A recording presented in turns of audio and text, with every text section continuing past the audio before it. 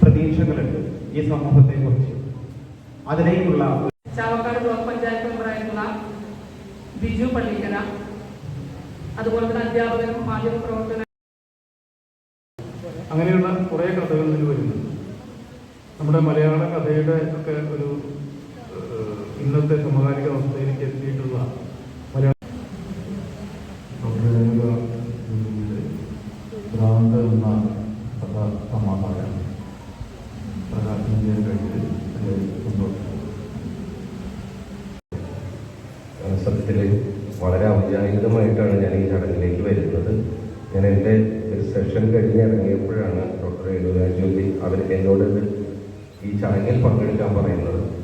അപ്പോൾ അതുകൊണ്ട് തന്നെ ഈ പുസ്തകത്തിൽ ഞാനിപ്പോൾ പുസ്തകം ഇപ്പോഴാണ് കാണുന്നത്, വായിച്ചിട്ടില്ല. അപ്പോൾ അതുകൊണ്ട് പുസ്തകത്തിനെ പറ്റി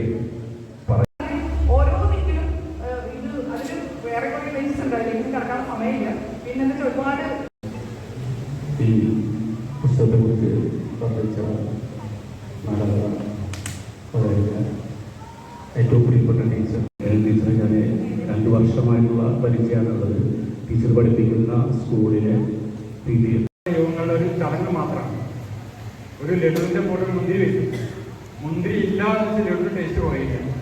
മുന്തിരി സുഹൃത്തുക്കളെ, ഇന്നേ ദിവസം ഈ ടീച്ചറുടെ ഈ ഫംഗ്ഷനിൽ അറ്റൻഡ് ചെയ്യാൻ വേണ്ടി മാത്രമാണ് ഞാൻ ഇവിടെ എത്തിയത്.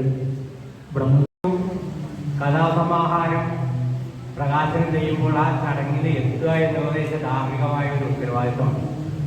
അല്ല, കവിയല്ല സ്മൃതി. ഇതിൽ പേര് മാറി